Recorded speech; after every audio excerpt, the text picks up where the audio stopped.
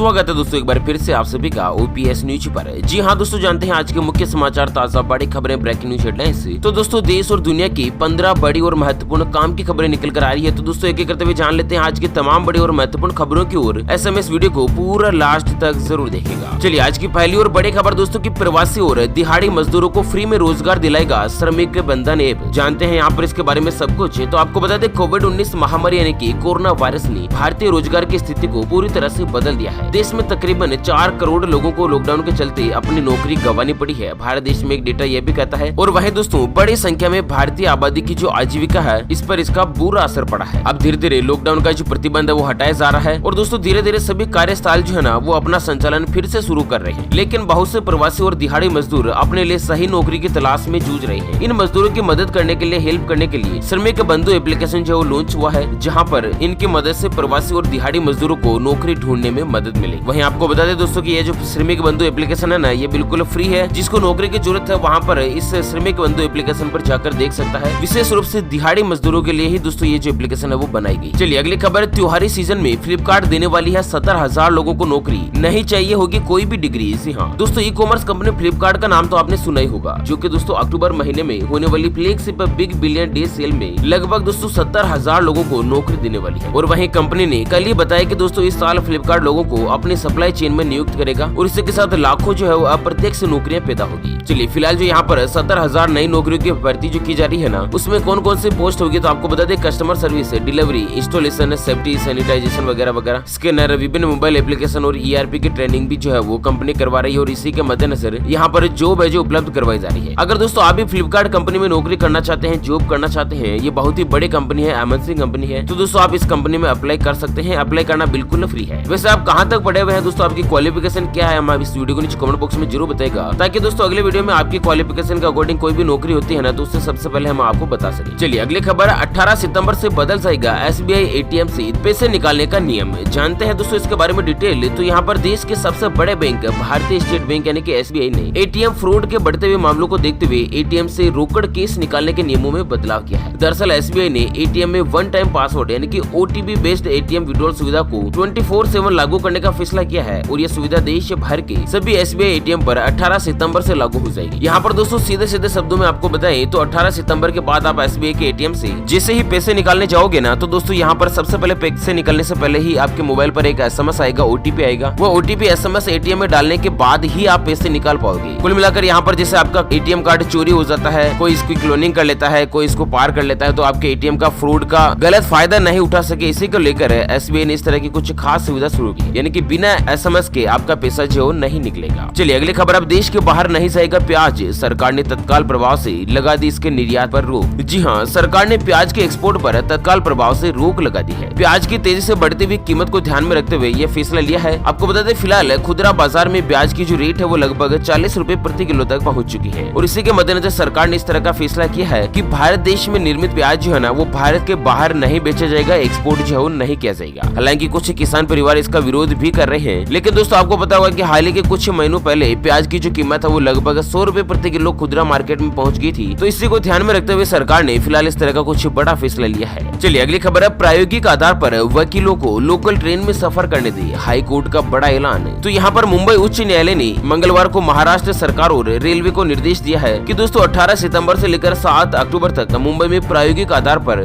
वकील यानी कि एडवोकेट्स को लोकल ट्रेन में सफर करने दिया जाए, जिससे वे उच्च न्यायालय में अदालत कक्ष में उपस्थित होकर मामलों की सुनवाई में शरीक हो सके। यानी कि दोस्तों वकीलों को कोई भी साधन नहीं मिलता था, जिसके मद्देनजर वो लॉकडाउन के अंतर्गत अनलॉक में यहाँ पर ट्रेनें वगैरह नहीं चल रही है ना, तो दोस्तों वो हाई कोर्ट नहीं जा पा रहे थे। तो इसी को लेकर रेलवे डिपार्टमेंट को हाई कोर्ट ने आदेश दिया कि ट्रेन चलाएं स्पेशल वकीलों के लिए। ठीक है ना दोस्तों, इसी के साथ अगली बड़ी खबर है कि अक्टूबर में लॉन्च होगी देश की सबसे फास्ट इलेक्ट्रिक बाइक, शुरू हुई एडवांस बुकिंग। जी हाँ दोस्तों, देश में तेजी से इलेक्ट्रिक 2 व्हीलर का बाजार बढ़ रहा है। कंपनियां भी इस सेगमेंट में नए नए मॉडल्स पेश कर रही है और अब भारत की सबसे तेज इलेक्ट्रिक बाइक जो लॉन्च होने जा रही है। दरअसल वन इलेक्ट्रिक मोटरसाइकिल ने ऐलान किया है कि अक्टूबर में वो अपनी सबसे तेज इलेक्ट्रिक बाइक भारत देश में लॉन्च करेगी। इस बाइक का नाम क्रीडन है, जो कि दोस्तों पूरी मेक इन इंडिया है, यानी कि भारत में ही बनी हुई है। और वहीं दोस्तों इसके फीचर्स के बारे में आपको बता दूं कि ये एक इलेक्ट्रिक बाइक है और इसकी जो टॉप स्पीड है ना वो 95 किलोमीटर प्रति घंटा है, जो कि भारत देश में बनी है और बहुत ही शानदार फीचर है। अगर इसके रेट की बात करें तो लगभग इसकी जो रेट है ना वो 1,29,000 रुपए के आसपास रहने वाली है। वहीं दोस्तों भारत सरकार के द्वारा इलेक्ट्रिक कार और बाइक खरीदने पर आपको सब्सिडी भी प्रदान की जाती है। रजिस्ट्रेशन चार्जेस आपको नहीं लगता है। आरसी इसका जो पैसा है ना वो भी आपको नहीं देना पड़ता है, सरकार के द्वारा बिल्कुल फ्री में किया जाता है। चलिए अगली खबर है, त्योहार से पहले ले सकते हैं मकान या दुकान पर लोन। 10 दिन में 5 बैंकों ने सस्ता कर दिया है बहुत ही ज्यादा। तो त्योहारी सीजन से पहले सरकारी बैंक अपना लोन लगातार सस्ता कर रहे हैं ताकि दोस्तों इकोनॉमिक स्लोडाउन की डिमांड बढ़े। और यहाँ पर UCO bank, union bank, Indian overseas bank और साथ ही बैंक ऑफ महाराष्ट्र के बाद अब सेंट्रल बैंक ऑफ इंडिया ने भी MCLR की जो रेट है वो 0.05% घटा दी है। वहीं दोस्तों इस नए रेट के मद्देनजर 15 सितंबर के बाद आप इन बैंकों से अगर लोन लेने जाते हो तो आपको ब्याज जो है वो कम देना पड़ेगा। और वहीं एक और बड़े खुशखबरी क्या आ रही है दोस्तों कि यस बैंक जुड़ा PSB लोन इन 59 मिनट की स्कीम में। मात्र 59 मिनट में मिलेगा आपको 5 करोड़ रुपए तक का लोन है। जी हाँ, प्राइवेट सेक्टर का यस बैंक भी अब PSB लोन इन 59 मिनट से पहल के साथ ही जुड़ गया है। तो अब दोस्तों यहाँ पर अगर आप यस बैंक में भी लोन लेने जाओगे ना तो दोस्तों मात्र 59 मिनट में, यानी कि 1 घंटे से भी 1 मिनट पहले आपका जो लोन है वो अप्रूव हो जाएगा। लोन जो है पूरा आपको कंप्लीट हो जाएगा। चलिए अगली खबर, मोदी सरकार का बिहार को एक और तोहफा, दरभंगा में एम्स को मिली मंजूरी। तो बिहार विधानसभा चुनाव से पहले केंद्र सरकार ने बिहार के लोगों को एक और बड़ा तोहफा दिया है। दरअसल केंद्रीय कैबिनेट ने दरभंगा में अखिल भारतीय आयुर्विज्ञान संस्थान एम्स बनाए जाने को मंजूरी दे दी है और एक बहुत ही बड़ा हॉस्पिटल जो बिहार के दरभंगा में बनाया जाएगा, एम्स हॉस्पिटल। चलिए अगली खबर, मध्य प्रदेश में अक्टूबर से खुलेंगे स्कूल और कॉलेज, ऑनलाइन होगी पढ़ाई। तो मध्य प्रदेश सरकार जो है ना वो अक्टूबर से ही दूरदर्शन और आकाशवाणी के माध्यम से कॉलेज के स्टूडेंट्स को घर बैठे पढ़ाने की व्यवस्था कर रही है। और कोविड-19 यानी कि कोरोना वायरस के बढ़ते हुए प्रकोप को देखते हुए मध्य प्रदेश सरकार ने फिलहाल इस तरह का फैसला लिया है और स्टूडेंट्स को दोस्तों इलेक्ट्रॉनिक मोड पर घर बैठे ही उनको पढ़ाया जाएगा दूरदर्शन और आकाशवाणी के जरिए। और दोस्तों यहाँ पर अक्टूबर से ही स्कूल और कॉलेज वगैरह खुल जाएंगे। चलिए अगली बड़े खबर में एक नजर डाल लेते हैं दोस्तों कोरोना वायरस से जुड़े कुछ बड़े आंकड़ों पर। तो अरुणाचल प्रदेश के मुख्यमंत्री पेमा खांडू कोरोना पॉजिटिव, कल ही की राजनाथ सिंह से मुलाकात। आपको बता दें अरुणाचल प्रदेश के मुख्यमंत्री पेमा खांडू जो है ना उनकी जो कोरोना रिपोर्ट है वो पॉजिटिव आई है और फिलहाल दोस्तों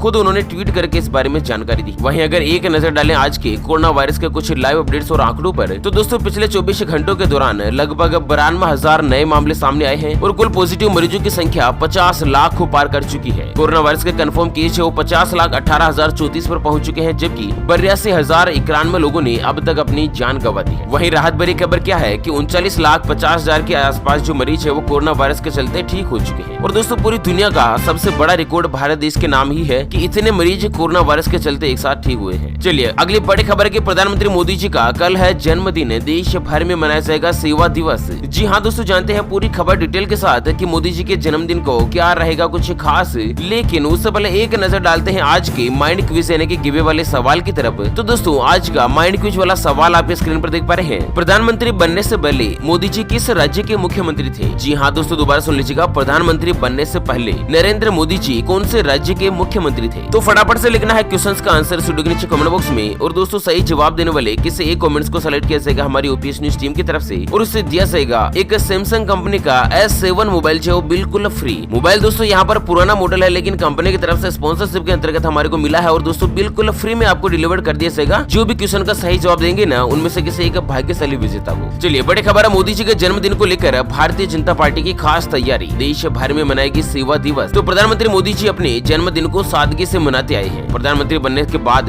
नरेंद्र मोदी ने अपनी पार्टी बीजेपी और कैबिनेट के सहयोगियों को सीधा संदेश दिया कि 17 सितंबर को उनका जन्मदिन है जिसके ऊपर कोई भी धूम धड़ाका नहीं हो, इसलिए पार्टी ने फैसला किया कि दोस्तों प्रधानमंत्री मोदी जी के जन्म दिवस को सेवा दिवस के रूप में मनाया जाएगा। वहीं दोस्तों कल 17 सितंबर 2020 को प्रधानमंत्री मोदी जी 70वें जन्मदिन पर अपने कार्यकर्ता और अपने अपने क्षेत्रों के विभिन्न कार्यक्रम जो करवाएंगे। वैसे दोस्तों मोदी जी 70 साल के हो चुके हैं लेकिन अभी भी कितना जोश, जुनून और देश सेवा के लिए दोस्तों अपना हौसला, तन मन धन को निछावर करने की भावना कितनी ज्यादा समर्पित है। दोस्तों मोदी जी के नाम पर तो इस वीडियो को लाइक करना ही और साथ ही ज्यादा से ज्यादा संख्या में अपने सभी फेसबुक और व्हाट्सएप के ग्रुप में शेयर जरूर करना है। चलिए अगली खबर है, लापरवाही बरतने वाली हवाई उड़ान पर लगेगा 1 करोड़ रुपए का जुर्माना, संसद में पास हो चुका है बिल। तो राज्यसभा ने हवाई जहाज संशोधन बिल 2020 को मंजूरी दे दी है और ये बिल साल 1934 के कानून की जगह भी ले लेगा। अब हवाई उड़ान के दौरान लापरवाही बरतने वाले हवाई जहाज पर 1 करोड़ रुपए का जुर्माना लगाया जाएगा, जो कि दोस्तों अभी तक केवल 10 लाख रुपए का ही था। यानी कि कोई भी हवाई जहाज हवाई उड़ान करने में अगर लापरवाही बरतता है ना, नियमों का पालन नहीं करता तो उसके ऊपर 1 करोड़ रुपए का जुर्माना लगाया जाएगा। चलिए ड्राइविंग लाइसेंस को लेकर बड़ी खबर है, ड्राइविंग लाइसेंस बनवाना हुआ और भी ज्यादा आसान, सिर्फ इस दस्तावेज पर होगा जारी। तो दोस्तों अगर आपका भी ड्राइविंग लाइसेंस नहीं है, अगर आप बनवाने जा रहे हैं तो ड्राइविंग लाइसेंस जो है और साथ ही गाड़ी का रजिस्ट्रेशन यानी कि आरसी से जुड़े काम जो है अब सरकार ने और भी ज्यादा आसान कर दी है। दरअसल IT मिनिस्ट्री ने कुछ नए नियम जारी किए हैं जिससे कई काम आसान भी हो गए हैं। यहाँ पर एक नए नोटिफिकेशन के मुताबिक सरकार ने आधार का इस्तेमाल ड्राइविंग लाइसेंस जारी करने को लेकर व्हीकल रजिस्ट्रेशन में भी इसकी जो मंजूरी है वो पास कर दी है। अब मात्र आधार कार्ड की सहायता से आप ड्राइविंग लाइसेंस और आरसी का जो इंश्योरेंस वगैरह आरसी बना सकते हैं, किसी भी गाड़ी के पेपर्स वगैरह जो है वो तैयार कर सके। इससे दो फायदे होंगे। एक तो व्यक्ति कोई भी फ्रॉड एड्रेस वगैरह नहीं बताएगा, क्योंकि आधार कार्ड से जो एड्रेस प्रूफ और नाम पता डेटा वगैरह है ना, वो दोस्तों ऑटोमेटिकली डिपार्टमेंट जो एक्सेस कर लेगा। चलिए अगली खबर में जान लेते हैं आज के सोने चांदी के ताजा भाव। तो दोस्तों सोना जो है वो आज 422 रूपए प्रति 10 ग्राम महंगा होकर 53,019 रूपए प्रति तोला पहुंच चुका है। जबकि अगर बात करें चांदी की तो दोस्तों चांदी 1,013 रूपए महंगी हुई है और साथ ही 70,743 रूपए प्रति किलोग्राम पर चांदी जो पहुंच चुकी। चलिए अगली खबर है, कंगना रनौत ने बीएमसी को भेजा नोटिस, मांगा 2 करोड़ रुपए का मुआवजा। दोस्तों आपको पता होगा कि हाल ही में मुंबई की जो बॉलीवुड अभिनेत्री है ना दोस्तों कंगना रनौत, जिनकी मूवी वगैरह तो आपने देखी होगी, तो मुंबई की बीएमसी ने कंगना रनौत का ऑफिस जो है वो तोड़ दिया था और बीएमसी ने आरोप लगाया था कि कंगना रनौत ने अवैध ऑफिस का निर्माण करवाया है, नियमों के विरुद्ध करवाया और दोस्तों उनका ऑफिस जो है वो तोड़ दिया था, कुछ हिस्सा ऑफिस का। फिलहाल दोस्तों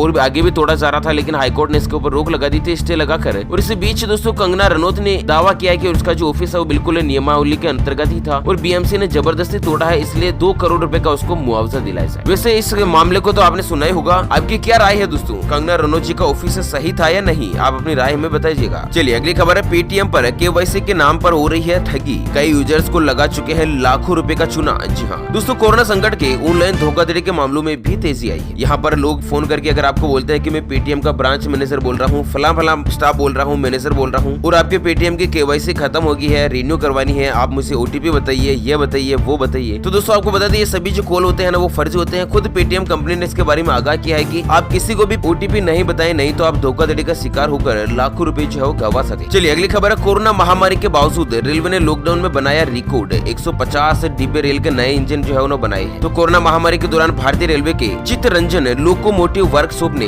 150 रेल के इंजन बनाकर डिब्बे बनाकर एक अलग ही इतिहास जो है ना वो पूरा किया है। अब तक का सबसे बड़ा रिकॉर्ड जो है वो तोड़ दिया है। मतलब इतने कम समय में इतने ज्यादा रेल के जो डिब्बे और इंजन है वो बनाए गए। चलिए अगली और अंतिम खबर में आपको बता दें दोस्तों कि सोशल मीडिया पर एक मैसेज वायरल हो रहा है कि 1 अक्टूबर से ही देश भर में सिनेमा हॉल खुल जाएंगे। आपको बता दें फिलहाल पीआईबी फैक्ट चेक ने इस दावे को खारिज किया है और अनलॉक 4 में सिनेमा हॉल को खोलने की इजाजत नहीं दी है। और ये जो मैसेज वायरल होते हैं ना वो बिल्कुल फर्जी होते हैं। ऐसे में आप भी दोस्तों किसी भी मैसेज पर बिना जानकारी हासिल किए उस मैसेज को फॉरवर्ड वगैरह ना करें। ओके फ्रेंड्स, इसी के साथ आज के मुख्य समाचार today breaking news headlines news की अपडेट वीडियो को फिलहाल यहीं पर देते हैं विराम। फिर मिलेंगे एक और नई और काम की खबर के साथ, तब तक के लिए बने रहेगा आपके अपने चैनल ओपीएस न्यूज पर। Thank you, take care, good bye, जय हिंद, जय भारत।